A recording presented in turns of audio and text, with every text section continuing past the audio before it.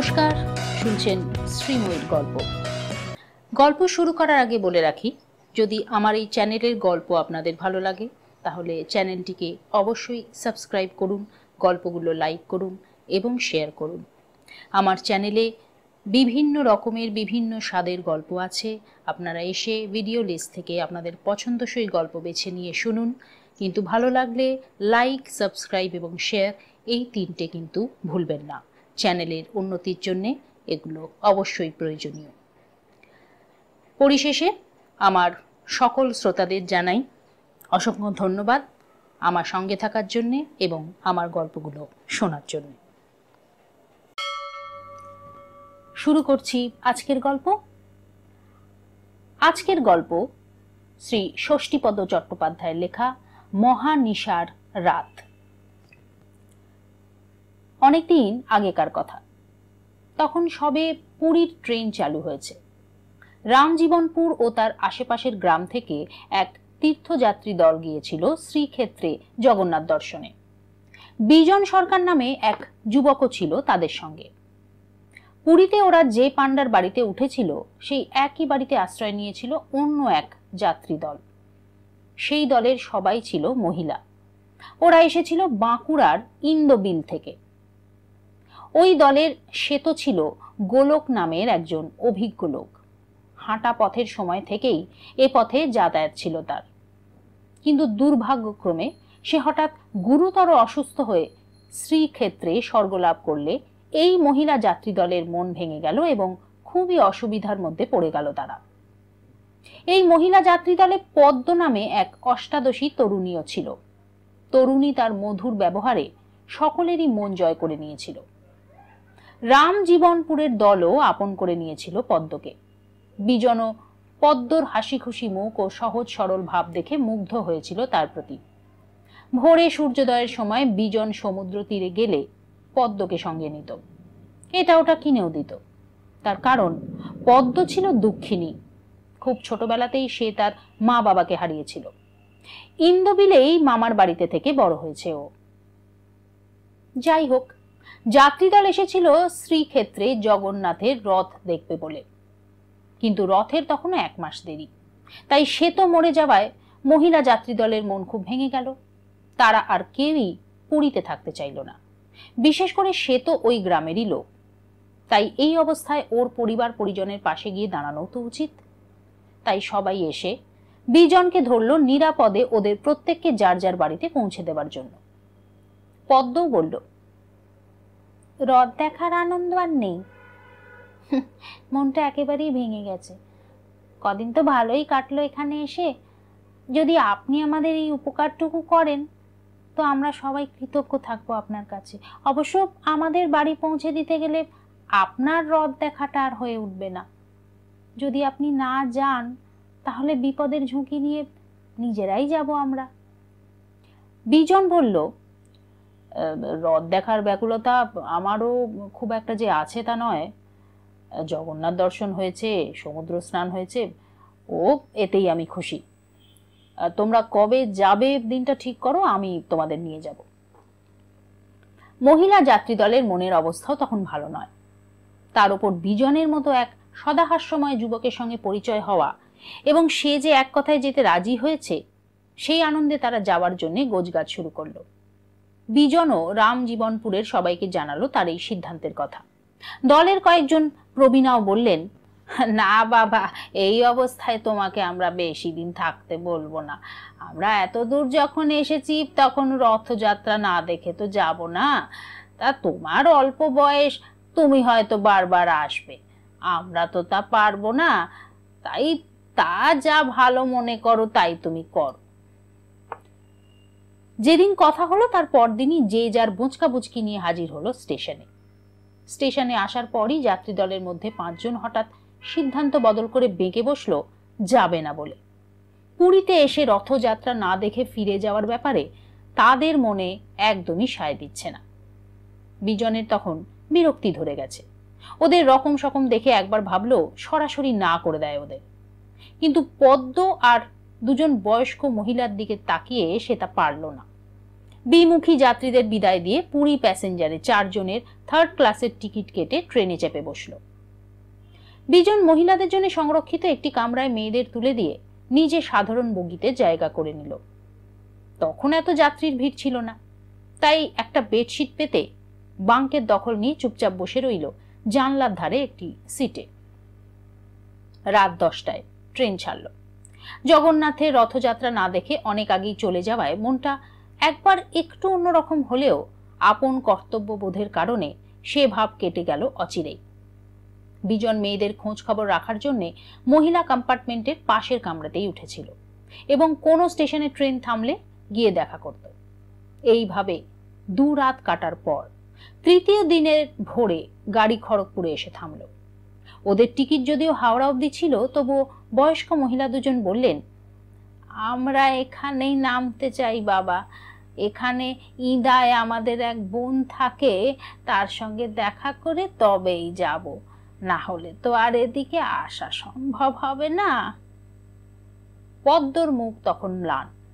বিজন বলল, আপনারা যদি এইভাবে সময় নষ্ট করেন তাহলে কিন্তু আমার পক্ষে আর থাকা সম্ভব হবে না। বাড়িতে আমার মা বাবা আছেন, তাছাড়া রামজীবনপুরের পথও তো সুগম নয়, চারিদিক বন জঙ্গলে ভরা, সেখানে ডাকাতের ভয়ও আছে। এখন আমি দলের সঙ্গে নেই, একা যাব। তাহলে তুমি এক কাজ করো, আমাদের বোনের বাড়িতে পৌঁছে দিয়ে তুমি বরং তোমার দেশের দিকেই চলে যাও। পদ্ম বলল, আমার বাড়ি যাওয়ার তাহলে কি হবে?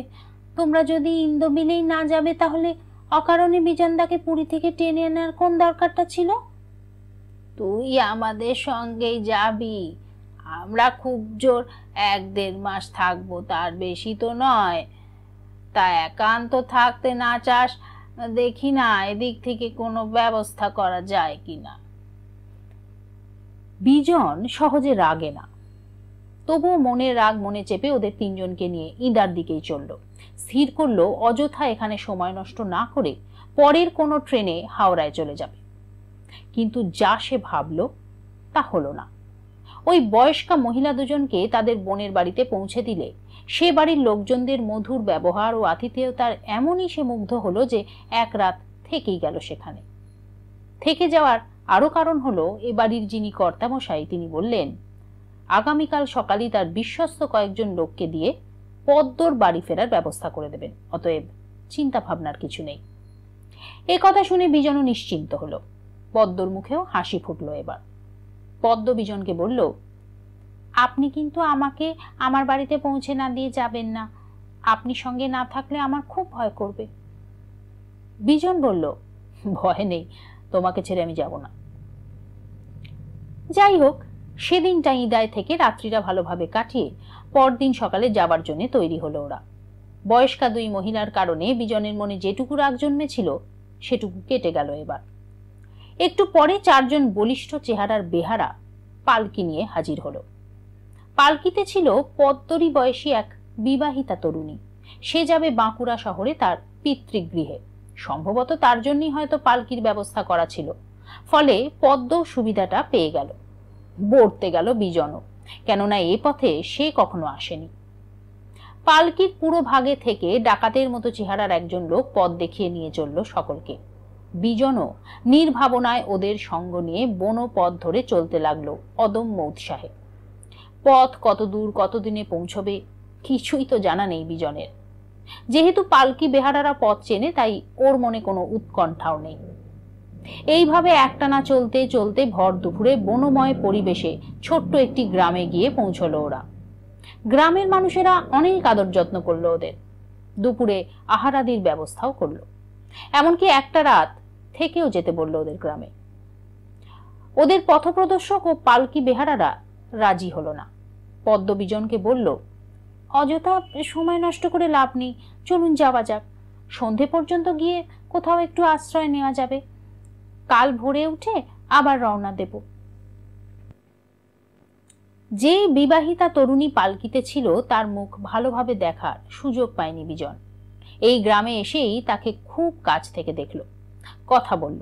ওর নাম লক্ষ্মী, গা ভর্তি গয়না, মুখে মিষ্টি হাসি, কিন্তু খুবই সরলতায় ভরা।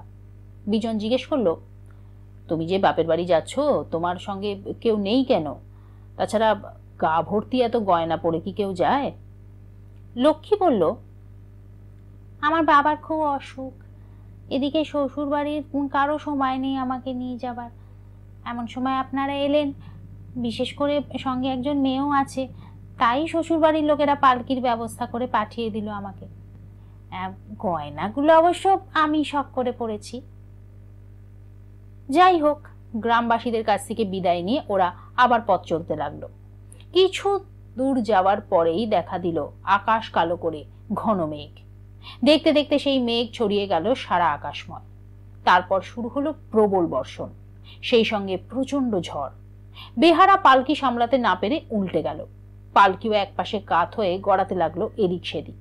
পদ্ম ও লক্ষ্মী কোনো রকমে প্রাণে বাঁচল। সকলেই জলে কাদায় মাখামাখি হয়ে একসা হল। ওদের যে পথপ্রদর্শক হঠাৎ বজ্রপাতে সেখানেই সে প্রাণ হারালো। বেহারারাও অচৈতন্য হয়ে পড়ে রইল সেখানেই। এই অবস্থায় পদ্ম ও লক্ষ্মীকে নিয়ে বিজন যে কি করবে কিচ্ছু ঠিক করতে পারল না। বজ্র নিনাদে লক্ষ্মীও প্রায় অচৈতন্য, তবুও বৃষ্টির জলের প্রভাবে একটু পরেই স্বাভাবিক হলো। গভীর বনের মধ্যে এমন এক জায়গায় এসে পড়লো ওরা যেখানে কোনো আশ্রয় নেই। এদিকে সন্ধেও যেমন ঘনিয়ে আসছে, অপরদিকে দুর্যোগও বেড়ে চলেছে ক্রমশই। বিজন বলল, এইভাবে এক জায়গায় দাঁড়িয়ে থাকা ঠিক নয়, চলো একটু এগিয়ে দেখি কোথাও কোনো গ্রামের সন্ধান পাই কিনা। পালকির বেহারারাও অঙ্গুলি সংকেতে ওদের এগিয়ে যেতে বলল। প্রত্যেকের সঙ্গেই কিছু মালপত্র ছিল, সেগুলো ভিজে ঢোল। লক্ষ্মীর সঙ্গে একটি সুটকেস ও পুঁটুলি ছিল। বিজন বহু কষ্টে উদ্ধার করলো সে দুটিকে। তারপর তিনজনে প্রায় টলতে টলতে এগিয়ে চলল সামনের দিকে। বেশ কিছু দূর যাওয়ার পর গড়বেতার গ্রামে গিয়ে পৌঁছালো ওরা। এই সমস্ত অঞ্চলের ধারে কাছে অনেক ডাকাতের বাস, তা এরা জানত না। কাছেই গনগনির মাঠ, অতি ভয়ঙ্কর। কত মানুষ কত ডাকাতের হাতে যে ওখানে প্রাণ হারিয়েছে তার ইয়ত্তা নেই। ওরা ভুলবশত এমন এক ডাকাতের বাড়িতেই আশ্রয় নিল। ডাকাতদের বউরা খুবই সমাদর করলো ওদের। পদ্মর রূপ ও লক্ষ্মীর গয়নার প্রশংসা করতে লাগলো খুব।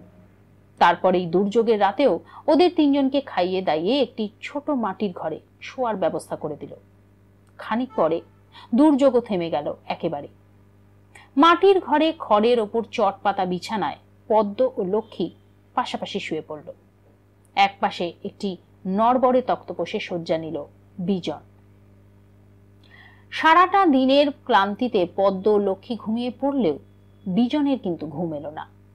ওদের পথপ্রদর্শকদের করুণ পরিণতি ও পালকি বেহারাদের অবস্থার কথা চিন্তা করেই অধীর হয়ে উঠল সে। বেশ কিছুক্ষণ শুয়ে থাকার পর বাইরে কাদের যেন ফিসফিসানি ও পদশব্দ শুনতে পেয়ে প্রমাদ গুনল বিজন। ঘরে টিমটিম করে জ্বলছে ছোট্ট একটা চিমনি লণ্ঠন। তারই আলোয় দেখল পদ্ম ও লক্ষ্মী অঘোরে ঘুমাচ্ছে। এই অবস্থায় যদি বিপদ ঘটে তাহলে কি করবে ও? লক্ষ্মীর গা ভর্তি গয়না ওরা তো ছিনিয়ে নেবেই, উপরন্ত প্রাণেও মারতে পারে। নিশ্চয়ই কোনো চোর ডাকাতের আবির্ভাব হয়েছে এখানে। ও তাই আর শুয়ে না থেকে পা টিপে টিপে দরজার কাছে এসে কান পাতল। তারপর দরজার খিল খুলতে গিয়ে মনে হলো এ ঘরে কোনো খিল বা ছিটকিনি তো ছিল না। বুকের রক্ত তখন হিম হয়ে গেছে বিজনের। আলতো করে দরজাটা টানতে গিয়েই বুঝলো ওটা বাইরে থেকে শিকল দেওয়া। এই মুহূর্তে কি যে করবে বিজন তা ভেবে পেল না। দুর্বৃত্তরা শুধু গয়না নয়, মেয়েদের অন্য ক্ষতিও তো করতে পারে। ও খুব সন্তর্পণে পদ্ম ও লক্ষ্মীর দিকে এগোলো। ও বুঝেই গেছে আজ আর ওদের নিস্তার নেই। আজকের রাতই ওদের জীবনের শেষ রাত। ঘুমন্ত দুজনের কাছে গিয়ে চাপা গলায় ডেকে তুলল ওদের। তারপর যা বলার তা ফিসফিস করে বলল। লক্ষ্মী তো ভয়ে ফুঁপিয়ে কেঁদে উঠল। পদ্ম সঙ্গে সঙ্গে চেপে ধরল ওর মুখ, বলল, একদম কান্নাকাটি নয়, ভয় পেলেই বিপদ বাড়বে। তারপর বিজনকে বলল, আপনি এক কাজ করুন, আমি গ্রামের মেয়ে, আমার অভ্যেস আছে। নিচু চালা, আমি তক্তপোষে উঠে চালা ফুঁড়ে বাইরে গিয়ে শিকল খুলে দিচ্ছি, আপনি লক্ষ্মীকে নিয়ে বেরিয়ে আসুন। বিজন বলল, তুমি নয়, আমি যাই। বাইরে বেরোলেই তোমার বিপদ হতে পারে। কিচ্ছু হবে না, আপনি শুধু আমাকে একটু সাহায্য করুন। বিজন তাই করল। অভ্যস্ত মেয়ে পদ্ম চালা ফুঁড়ে ওপরে উঠে দেখলো কেউ কোথাও নেই। অথচ একটু আগেই দু একজন লোকের কথাবার্তা ওর নিজেও শুনেছে। যাই হোক, ছোট্ট কুঁড়ে ঘর। ও অনায়াসে চালা থেকে নেমে চুপি চুপি গিয়ে দরজার শিকলটা খুলে দিতেই লক্ষ্মীকে নিয়ে বাইরে এলো বিজন। 4-5 জন ডাকাত তখন দূরে বসে হয়তোবা নেশা করছিল। ওরা বাইরে আসতেই নজরে পড়ে গেল ওদের। সবাই একজোটে চিৎকার করে উঠল, ওরে পালালো রে, ধর ধর। কিন্তু ধরা কি এতই সহজ? প্রাণ ভয়ে ভীত হয়ে 3 জনেই তখন ছুটেছে অন্ধকার বনপথ ধরে।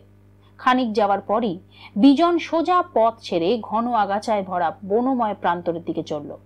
তারপর বড় একটি ঝোপের আড়ালে গিয়ে বসে পড়ল 3 জনে। একটু নিশ্চিন্ত হলো, কেননা ডাকাতদের পদশব্দ আর শোনা যাচ্ছে না। 3 জনেই দারুণ ক্লান্ত হয়ে হাঁপাচ্ছে তখন। প্রাণ ভয় পালাতে গিয়ে প্রত্যেকের জামা কাপড় কাদায় মাখামাখি। লক্ষ্মী বলল, কতক্ষণ আমরা এভাবে বসে থাকবো? এদিকে আমরা তো সর্বস্ব খুইয়েছি, আমাদের পুঁটুলি, সুটকেস, ব্যাগ সবই তো ওই ঘরের মধ্যে রয়ে গেছে। কি যে আছে কপালে তা কে জানে। পদ্ম বলল, সব যাক, সময় মতো প্রাণ নিয়ে যে ফিরে আসতে পেরেছি এই যথেষ্ট। এখন একটাই ভয় আমাদের, কিভাবে দেশে ফিরবো। পালকি বেহারারা যে কোথায় রইল তাই বা কে জানে, ওদের খোঁজই বা পাবো কি করে। বিজন বলল, হার ওইসব ভেবে কোনো লাভ নেই, এখন আবার পথ চলা শুরু করো, না হলে এখানে সাপে কাটবে। অতএব জঙ্গলের পথ ধরেই চলা শুরু করলো ওরা। বেশ কিছু দূর যাওয়ার পর এক জায়গায় একটু আলোর রেখা দেখতে পেল। পদ্ম বলল, মনে হয় বাকি রাতটুকুর জন্য ওখানে একটু আশ্রয় পেতে পারি আমরা। বিজন বলল, কিন্তু ওটাও যদি ডাকাতের ঘাঁটি হয়। লক্ষ্মী তখন কাঁদতে শুরু করেছে। বিজন বলল, তোমার গায়ে যা গয়নাগাটি আছে সব খুলে ফেলো, অর্ধেক পদ্মকে দিয়ে অর্ধেক তোমার আঁচলে বেঁধে কোমরে ঝুলিয়ে রাখো, আর এখানেই একটু লুকিয়ে থাকো তোমরা, আমি কাছে গিয়ে দেখি ব্যাপারটা কি। পদ্ম ও লক্ষ্মীকে রেখে বিজন ধীর পায়ে এগিয়ে চলল সেই আলো লক্ষ্য করে। কিন্তু আশ্চর্য, যত এগোয় আলো যেন ততই দূরে সরে যায়, আর কেবলই মনে হয় ওর পিছে পিছে পাতা মারিয়ে কেউ যেন আসছে। এইভাবে অনেকটা পথ যাওয়ার পর একটি ভাঙা মন্দিরে এসে পৌঁছলো। নিস্তব্ধ নিঝুম রাত, চারিদিক শুনশান। মাঝে মধ্যে 2-1টা রাত চড়া পাখি ও পেঁচার ডাক শোনা যাচ্ছে। মন্দিরের এক কোণে দেওয়ালগিরিতে একটি প্রদীপ জ্বলছে, মাটির প্রদীপ, কিন্তু কেউ কোথাও তো নেই। সবচেয়ে বড় কথা, মন্দিরে কোনো বিগ্রহই নেই। বিজনের এবার কেমন একটা ভয় ভয় করলো।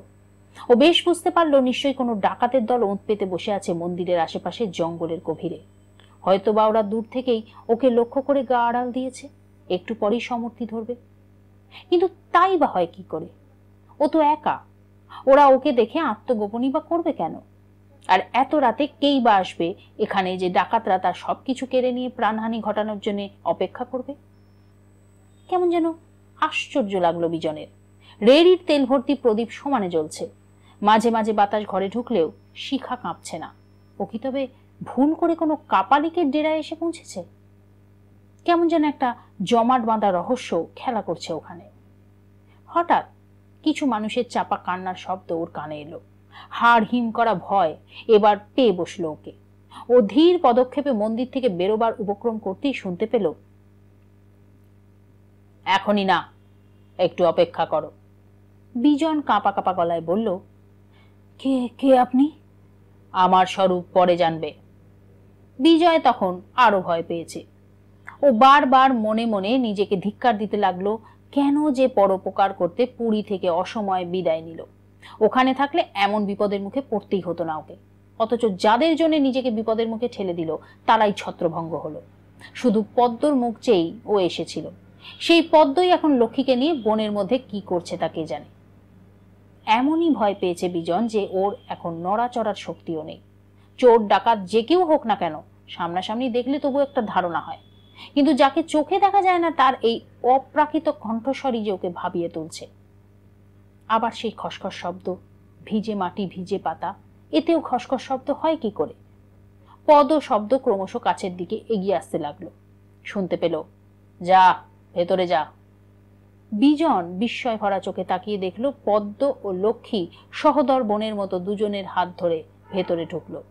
লক্ষ্মী ওর কথা মতো নিরাভরণ। বিজন অস্ফুটে বলল, তোমরা? হ্যাঁ আমরা, আপনি তো আমাদের ডাকার জন্য লোক পাঠিয়েছিলেন। আমি? কই না তো।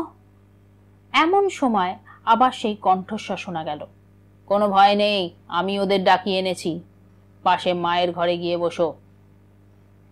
মায়ের ঘর?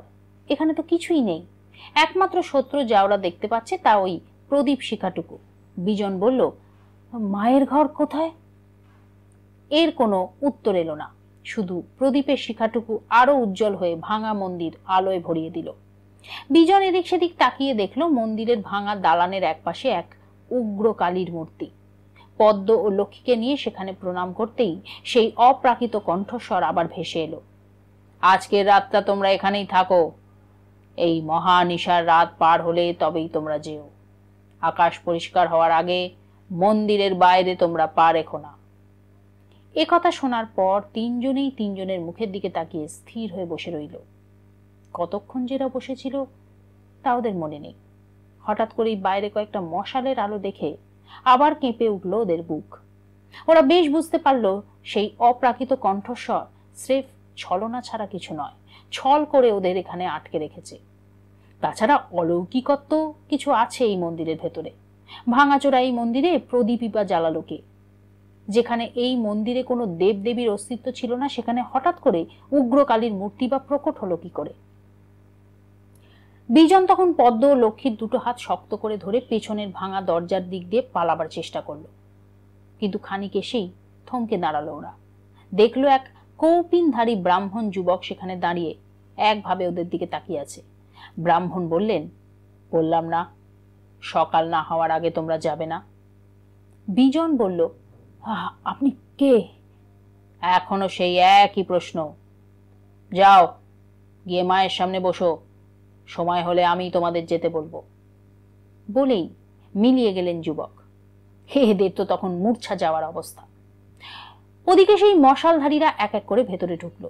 একজন মাথা হেঁট করে বলল, আমরা ডাকাত, আমাদের প্রাণে মায়া দয়া নেই। তোমরা আমাদের বাড়িতে আশ্রয় নিয়েছিলে, বুদ্ধি করে পালিয়ে না এলে রাতেই তোমরা খুন হতে। আমরা তোমাদের ধরবো বলে খানিক এগোতেই এক ভয়ঙ্কর মূর্তির জ্বলন্ত দৃষ্টি দেখে পিছু হটলাম। তার কড়া গলায় আদেশ হলো তোমাদের সবকিছু ফিরিয়ে দিতে। পরে উনি আমাদের জানিয়ে দিলেন তোমরা এখানে আছো বলে। নাও তোমাদের ফেলে আসা ব্যাগ সুটকেস ফেরত নাও। ওরা সবকিছু ফিরে পেয়ে দারুণ খুশি হলো। ডাকাতরা বিদায় নেওয়ার পরও ওদের বিস্ময়ের ঘোর কাটল না। কে এই ব্রাহ্মণ যিনি অলৌকিক ক্ষমতার অধিকারী হয়ে ওদের এভাবে রক্ষা করলেন? তবে তার দিক থেকে যে কোনো ভয়ের ব্যাপার নেই এটা বুঝেই ওরা নিশ্চিন্ত হলো। দেখতে দেখতে মহানিশার অবসান হলো। ভোরের পাখিরা গান গেয়ে উঠল গাছের ডালে ডালে। প্রদীপের আলো ক্রমশ ক্ষীণ হয়ে এলো। সেই কণ্ঠস্বর আবার শোনা গেল, এবার তোমরা যেতে পারো। বিজন বলল, আমরা যাব, কিন্তু তার আগে একবার বলুন আপনি কে? আমি শরীরই নই, একবার আমি দেখা দিয়েছি, বারবার দিই না। আমার ছায়া শরীর আর একবার না দেখাই ভালো। এই ভাঙা মন্দির এককালে ছিল এক কাপালিকের আস্তানা। বহু নিরীহ মানুষ বলি হয়েছে তার খড়গগাতে। সেই কাপালিককেও আমি ভয় দেখিয়ে দম বন্ধ করে মেরেছি। এখন আমি ওই সব হতভাগ্যদের মৃত আত্মার দেখাশোনা করি। তোমরা এই মন্দিরের পেছন দিকের পথ ধরে কিছুটা গেলেই একটা খাল পাবে। তাতে জল বেশি নেই, খাল পার হলেই আমার মায়া প্রভাবে দুদিনের পথ অল্পক্ষণেই পৌঁছে যাবে তোমরা। এবার রওনা হও, আর কোনো ভয় নেই তোমাদের। তিনজনেই জোর হাত করে তার উদ্দেশ্যে প্রণাম জানিয়ে রওনা হলো। পথ চলতে চলতে মনে হলো যেন হাওয়ায় উড়ে যাচ্ছে ওরা। সূর্যোদয়ের আগেই প্রথমে লক্ষ্মীর বাপের বাড়ি পৌঁছলো ওরা, পরে ওদেরই সাহায্য নিয়ে ইন্দোবিলে। পদ্মদের ওখানে এক রাত কাটিয়ে বিজন ফিরে এলো ওর নিজের দেশে। এই ঘটনার 2 বছর পর পদ্মকে বিয়ে করে সুখী হয়েছিল বিজন। শেষ হলো আজকের গল্প। আশা করি সবার ভালো লেগেছে। পরবর্তীকালে এমন অনেক গল্প উপন্যাস নিয়ে আবার আমি হাজির হয়ে যাব আপনাদের দরবারে। ততক্ষণ সবাই ভালো থাকুন, সবাইকে ভালো রাখুন, সুস্থ থাকুন। টাটা।